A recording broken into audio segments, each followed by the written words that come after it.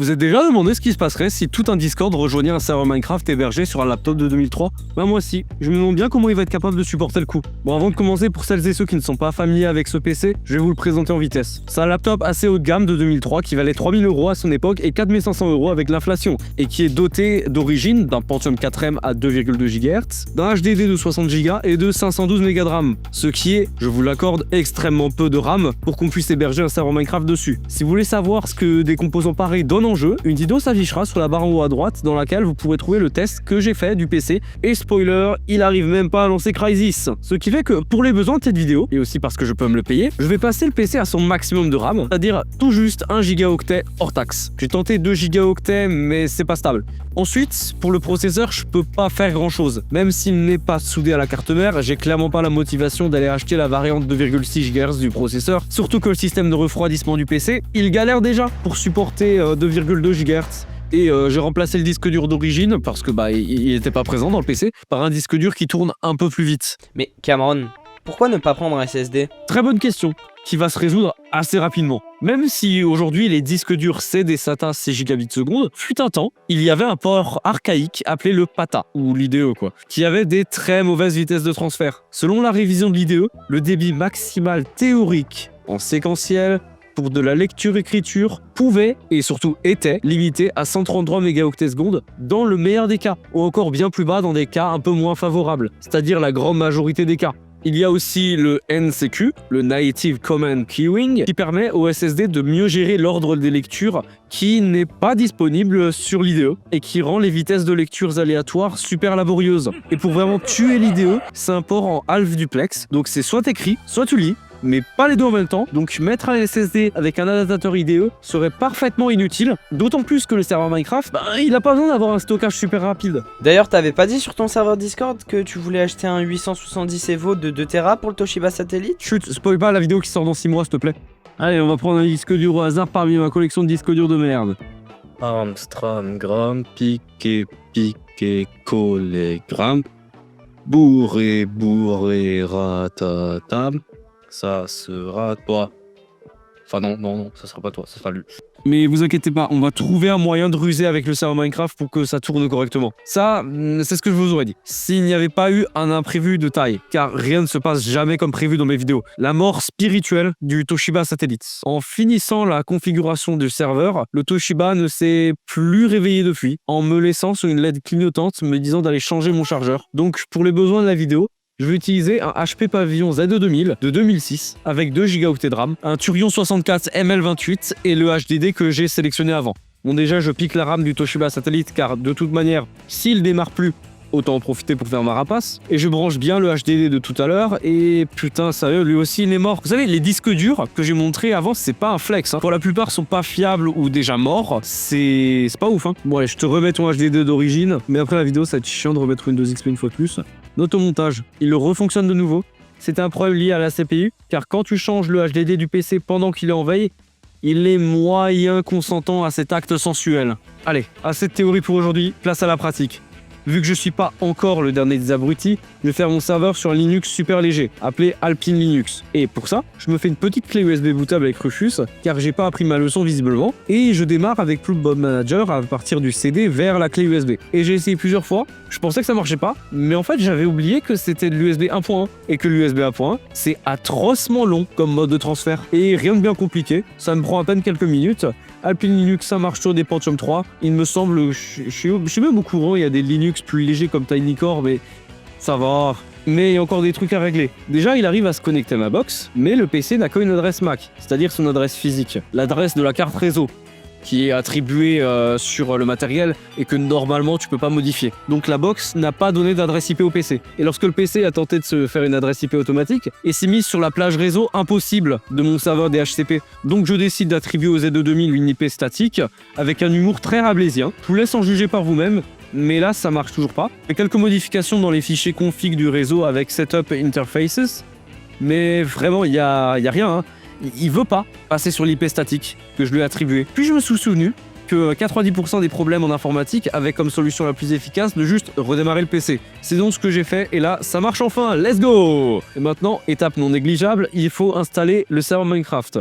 Pour ça, rien de plus simple. On installe Java, et on lance le fichier jar fourni par Mojang gratuitement. Puis au passage, j'ouvre le port 25565. Voilà, maintenant que c'est fait, on retourne à la configuration du serveur. Dans un serveur Minecraft, il y a un fichier nommé server.properties qu'on va modifier pour que dès que des gens joignent le serveur, il ne crame pas instantanément. Même si ma technique d'Airflow Custom devrait déjà aider, n'est-ce pas? Max players égale 20, on le passe à 100, car je veux que plus que 20 personnes simultanées puissent rejoindre le serveur. Et là, c'est très important, max tick time, -1. Pour que s'il y aurait, par exemple, une grosse explosion de TNT qui frise le serveur pendant 1 minute, qu'il ne crache pas. View distance égale 3. Ça, c'est la plus grosse optimisation, car la render distance de chaque joueur sera bloquée à 3 chunks, soit une distance de 48 blocs. Je la descendrai peut-être à 2 si le serveur galère, mais 3, ça paraît raisonnable. Ensuite, Network Compression Threshold, on le désactive, car la compression des paquets sur le réseau, c'est des calculs en plus à faire pour notre pauvre Turion 64. Et pour finir, on va supprimer automatiquement les entités qui sont au sol au bout de 50 secondes. Et là, je vois venir Jean-Kevin dans les commentaires. Mais Spikeout, c'est très bien. Pourquoi tu utilises pas Spikeout? T'aurais pas besoin de réduire autant la render distance. Photo, flemme.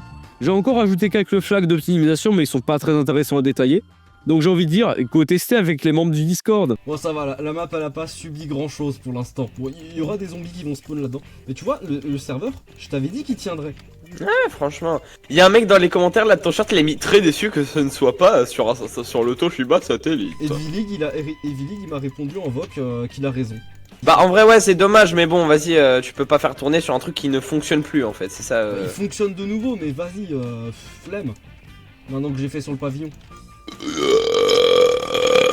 Waouh, pardon, je tiens sincèrement à m'excuser pour ce que je viens de faire, je ne sais pas comment j'ai roté de manière aussi sexuellement attirante. Ton diaphragme, en espérant que les gens ils spawnent pas en dessous là. Enfin si, ça serait encore plus marrant. Ah, c'est n'importe Attends, je vais leur donner un petit coup de pouce si jamais ils spawnent ici. Ouh, t'es démoniaque toi. Tu sais des gens qui... Il y a tout le monde qui essaie de se connecter là. Putain maintenant moi j'arrive pas à me connecter. Oh putain maintenant le serveur il marche pas. Bon tu sais quoi, je vais aller dans l'autre vocal, je leur dis.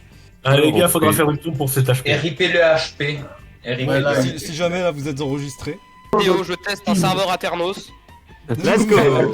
Je viens de poser ma question du coup, Cameron. À ton avis, un serveur Minecraft absolument pas configuré, est-ce que tu penses que c'est une bonne idée? Non. Est-ce que mettre une waitlist dans un serveur en crack c'est une bonne idée déjà? Voilà, non mais je dis ça comme ça. Clin d'œil mec. Premier degré, c'est déjà une idée. Attends, est-ce qu'il a branché? Il a peut-être branché, il a peut-être... Attends. C'est là les amis. Bah voilà des 16. Bon bah là on peut officiellement démarrer l'event. Alors, juste ouvrir mon port. Des 16 normalement là tu peux te connecter. Attends, faut que je relance le jeu. Oh tu casses les couilles toi.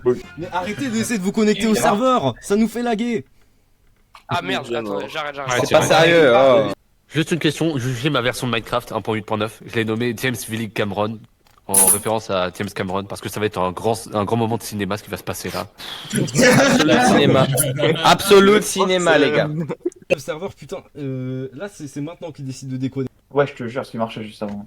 On vous jure, il marchait juste avant. Mais en fait, genre, j'ai vu, je me suis connecté en 1 microseconde, le serveur, toute la TNT a explosé, genre. Si je devrais dire un truc à YouTube aujourd'hui, je dirais que Cameron Tin est mieux que Villig. Allez, c'est parti, j'ai ouvert le port 2565 de ma box. Je viens de Wow. voir. Waouh. Oh misère, oh misère. Ok. Waouh. Waouh, il y a tout le monde qui rejoint là. Bon bah du coup vous êtes dans une survie et vous devez vous démerder. Le serveur se chie dessus là, j'ai jamais vu un truc pareil. Ouais, c'est ouf là. Il y a beaucoup Mais de stylés avec. non. En tout cas, c'est stylé parce qu'on vous a fait une reproduction à l'identique de Verdun, avec plein de trous partout. Exactement. Il manquerait que des coups de feu aléatoires de partout, c'est Je vais magnifique. remettre l'IP dans le chat. Et Non, bah en fait vous devez survivre et vous devez avoir du stuff. Et le PVP est activé, donc c'est à vous de choisir si vous voulez collaborer entre vous, comme les Allemands par exemple, et ou alors vous foutre sur la gueule tout de suite et comme ça personne ne gagne. Je collabore. Combien de TPS? Je sais pas. C'est vrai qu'il n'y a, pas de marqué en TPS effectivement. C'est un sketch, je vais voir 35 personnes dans les vocaux, on en avait parlé il y a pas longtemps, Cameron, jamais de la vie il allait avoir autant. Petit Déconnecté, problème. je pense que le serveur s'est chié dessus. Je vais lui donner un peu plus, je vais lui donner un peu plus de RAM parce que là il avait 400 mégas de RAM, c'était peut-être pas une bonne idée. Je pense qu'il vient juste de se baver T'as pas mis dessus. 2 gigas Le serveur nous a dit bonjour, au revoir. Non mais t'inquiète, c'est temporaire. Je vais te balayer, Cameron. Non, la render distance en soi, ça va. Bah la render distance elle est déjà à 3 chunks hein, pour seeder. Après je pense peut-être modifier la render distance pour mettre 2 chunks parce que là c'est abusé. Tu peux lui allouer encore combien de plus là parce que... Je lui ai alloué le max. Oh misère. Oh fiche. Oh rage, au désespoir. Obvious, ennemi. Gameplay péter un arbre à l'infini. Réel. Réel. Le serveur il plante pas hein, c'est déjà ça. On en est réduit à ça. Ils plantent pas les gars. Putain mais y a combien de personnes sur le serveur là? En vrai, je vais Alors, peut-être ça redémarrer tombe une bien. dernière fois le serveur, mais cette fois je vais limiter la render distance à 2. Bonjour, qui va l'âge? Alors, bonjour, est-ce que vous appréciez le serveur? Du coup, actuellement, C'est très fluide, merci pour la fluidité. c'est très fluide, merci. Nous avons affaire à un serveur Aternos de grande qualité. C'est pas un serveur Aternos, c'est un serveur Z2 2000. J'ai pas trouvé différence.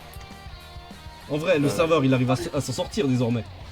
Les gars, j'ai trouvé Sharpness 5 et des bouteilles En vrai, ça va. Alors pour PVP, ça reste un peu chaud quand même. Il a une personne devant son serveur. Hop, il y en a un qui usurpe mon identité. Aïe, c'est pas bien ça. Ah bah voilà, je me disais bien aussi. Allez hop, ça dégage, on désactive le crack.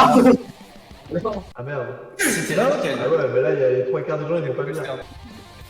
Non. Eh ben, ils ont qu'à acheter Minecraft. Ouais, ça a été fermé pour les non-crack. Voilà. Qu'ils fassent pas chier. Voilà, vous aviez pas qu'à être pauvre. Ouais, toujours la faute des patriotes. Alors Dorian, c'est quoi ce skin? Quel skin? Ton skin de Bochi là. Ah bah c'est Bolchi. Bon, je pense que vous avez pu le constater, le serveur il a moyen kiffé quand plus de 50 joueurs se sont connectés en simultané. Même avec les astuces de contrebande comme réactiver, désactiver le port pour que au moins je ne lag pas, modifier la render distance, baisser artificiellement le nombre de joueurs simultanés en interdisant les cracks, force est de constater que personne n'aurait pu le prédire. Un PC portable moyen de gamme de 2006 galère un peu à héberger un serveur Minecraft en 1.8, même avec les optimisations. À ce point, pour pas arrêter l'event de manière un peu décevante, j'ai décidé que j'allais héberger le serveur Minecraft sur ma bécane fixe, doté d'un i5 10600 Exacer, qui ne sont d'aucune utilité, car Minecraft c'est du single threaded, et j'ai 24 Go de RAM et un ventilation de stock Intel. Il a pas marqué. Attends, je regarde. Le concept de vitesse. J'arrive les amis. Qu'on va sprint dans l'eau parce que c'est la 1.8. Je suis à 800 FPS. C'est le mec, il a rien compris. Ouais, pas... Ah putain, je suis bloqué, évite de aidez-moi. déclencher des voilà. TNT aléatoirement, s'il te plaît. Hein À l'attaque. Évite de déclencher des TNT aléatoirement. Et après qu'on ait fini de faire n'importe quoi dans l'end, j'ai décidé d'arrêter l'event, car les blagues les plus courtes sont les meilleures. Mais dans la soirée, je me suis quand même dit que pour les quelques personnes qui restaient en VOC, j'allais redémarrer le serveur sur le HP Pavillon pour jouer à Minecraft dans un plus petit comité que lors de l'event. On était donc 3-4 à rejoindre au début. Finalement, on était quand même 8 et on a joué plus que confortablement à 8 avec 2 chunks de render distance. Je pense surtout que ce qui a condamné le HP Pavillon à son triste sort, celui d'une grosse surchauffe et de multiples plantages, c'est pas vraiment la quantité de joueurs, mais plutôt la vitesse à laquelle ils ont rejoint. Surtout que, au lieu de juste bloquer le port 255 de ma box avant l'event, j'ai dû le laisser ouvert pour que mes admins puissent venir, mais à la place, j'avais mis une whitelist, sauf que la whitelist, elle doit bien vérifier qui a le droit de venir et qui est faire pointen. Donc, en plus de devoir gérer une cinquantaine de joueurs en simultané, qui essayent de tous de connecter en même temps, le Z2000 doit calculer la whitelist. C'est effectivement un peu trop demandé. À ça, on peut conclure un truc assez important. Si vous voulez faire votre propre serveur Minecraft, très bien. Mais assurez-vous quand même que votre processeur que vous prenez pour le serveur, il a des bonnes, j'insiste, des très bonnes performances en single thread. Un Xeon, ça sera utile uniquement si vous voulez avoir plusieurs serveurs Minecraft en même temps, comme par exemple ce que font iPixel. Je dirais que pour un serveur Minecraft, vraiment vous prenez un processeur. Il n'a pas besoin d'avoir beaucoup de cœur, juste une bonne performance en single thread, vous l'overclockez, et si vous n'avez pas les moyens de vous payer ça, Aternos au final, c'est pas si mal. À la prochaine vidéo. A plus!